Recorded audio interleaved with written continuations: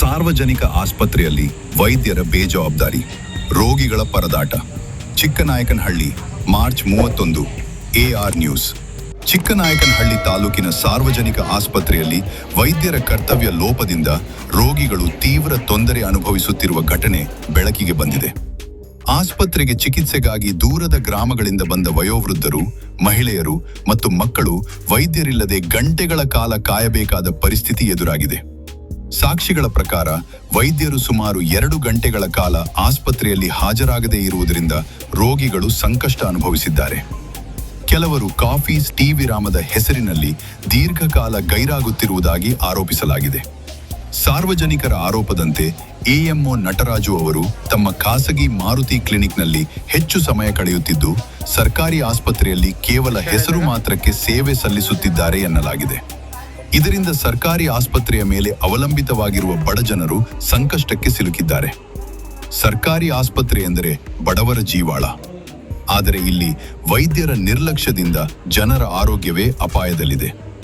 ಈ ಹಿಂದೆ ಕೂಡ ಇದೇ ಆಸ್ಪತ್ರೆಯ ವಿರುದ್ಧ ಅನೇಕ ದೂರುಗಳು ದಾಖಲಾಗಿದ್ದು, ಲೋಕಾಯುಕ್ತರು ಭೇಟಿ ನೀಡಿದ ಸಂದರ್ಭದಲ್ಲಿಯೂ ಕರ್ತವ್ಯ ಲೋಪದ ಬಗ್ಗೆ ಉಲ್ಲೇಖಿಸಿದ್ದರು.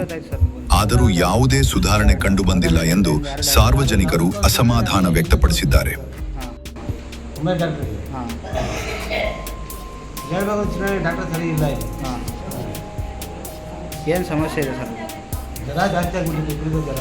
ಸಂತೋಷ ಎಂಬ ರೋಗಿಯ ಕುಟುಂಬಸ್ಥರು, ನಮ್ಮ ಹೆಂಡತಿಗೆ ಚಿಕಿತ್ಸೆ ಕೊಡಿಸಲು ಗಂಟೆಗಳ ಕಾಲ ಕಾಯಬೇಕಾಯಿತು ಎಂದು ಬೇಸರ ವ್ಯಕ್ತಪಡಿಸಿದರು. ದಾಸಿಹಳ್ಳಿಯಿಂದ ಬಂದ ವಯೋವೃದ್ಧರೊಬ್ಬರು ಕೆಮ್ಮು, ಜ್ವರ, ಮೈಕೈ ನೋವಿನಿಂದ ಬಳಲುತ್ತಿದ್ದರೂ ವೈದ್ಯರಿಲ್ಲದೆ ಚಿಕಿತ್ಸೆ ಪಡೆಯಲು ಸಾಧ್ಯವಾಗದೆ ಕಾಯಬೇಕಾಯಿತು.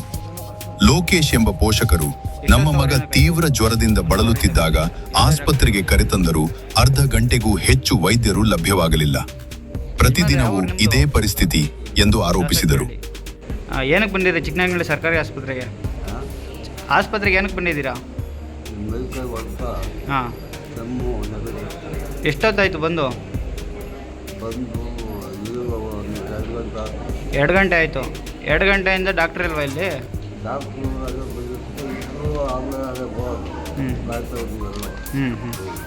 ಸರ್ಕಾರ ಉಚಿತ ಆರೋಗ್ಯ ಸೇವೆಗಳನ್ನು ಜನರಿಗೆ ತಲುಪಿಸಲು ಹಲವು ಯೋಜನೆಗಳನ್ನು ಜಾರಿಗೆ ತಂದಿದ್ದರೂ ಇಂತಹ ನಿರ್ಲಕ್ಷ್ಯದಿಂದ ಅವುಗಳ ಪ್ರಯೋಜನ ಜನರಿಗೆ ಸಿಗುತ್ತಿಲ್ಲ ಎಂಬುದು ಸ್ಪಷ್ಟವಾಗಿದೆ.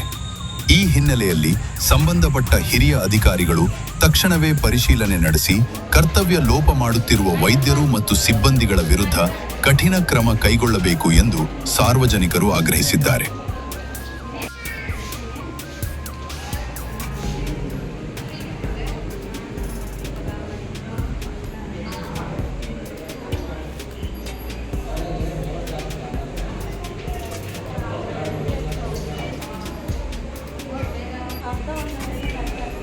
ಎಷ್ಟು ಗಂಟೆ ಆಯ್ತಾಗ?